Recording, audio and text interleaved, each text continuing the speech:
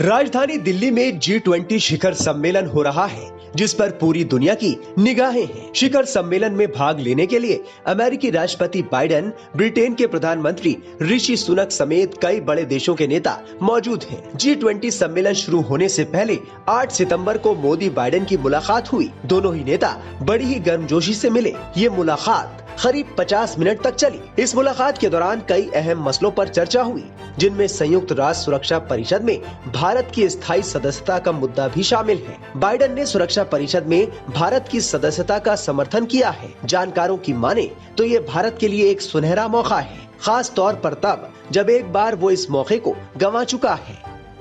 भारत को सन 1950 के दशक में अमेरिका की तरफ से सुरक्षा परिषद में स्थायी सदस्यता का ऑफर दिया गया था। जानकारों की माने तो तत्कालीन भारतीय प्रधानमंत्री जवाहरलाल नेहरू ने इस ऑफर को ठुकरा दिया था। उनका दावा है कि नेहरू ने चीन को प्राथमिकता दी और आज चीन सुरक्षा परिषद का स्थायी सदस्य है। अमेरिका ने भारत की मदद के मकसद से अगस्त 1950 में सुरक्षा परिषद की सदस्यता का ऑफर दिया था। नेहरू ने उस समय चिट्ठी लिखकर बताया था कि अमेरिका की तरफ से सुझाव दिया गया है कि भारत को सुरक्षा परिषद में चीन की जगह लेनी चाहिए। उन्होंने कहा था कि भारत निश्चित रूप से इसे स्वीकार नहीं कर सकता। उनका मानना था कि अगर भारत ये प्रस्ताव स्वीकार करता है तो फिर चीन के साथ मतभेद होंगे। ऐसे में चीन जैसे महान देश के लिए सुरक्षा परिषद में न होना बहुत अनुचित होगा।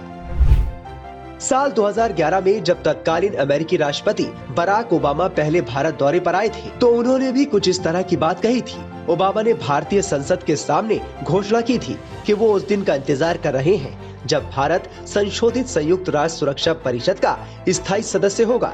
अब बाइडेन ने भारत की स्थायी सदस्यता का समर्थन किया है। बाइडेन ने साल 2028-29 में यूएनएससी की स्थायी सीट के लिए भारत की उम्मीदवारी का भी स्वागत किया। जानकारों का कहना है कि भारत दुनिया की 5वीं सबसे बड़ी अर्थव्यवस्था है और दुनिया की 17% से ज्यादा आबादी का प्रतिनिधित्व करता है। चीन के अलावा बाकी सभी सदस्य इस बात पर सहमत हैं कि भारत सुरक्षा परिषद में स्थायी सीट का हकदार है। बता दें कि यूएनएससी में वर्तमान में 5 स्थायी सदस्य हैं। चीन, फ्रांस, रूस, यूके और अमेरिका।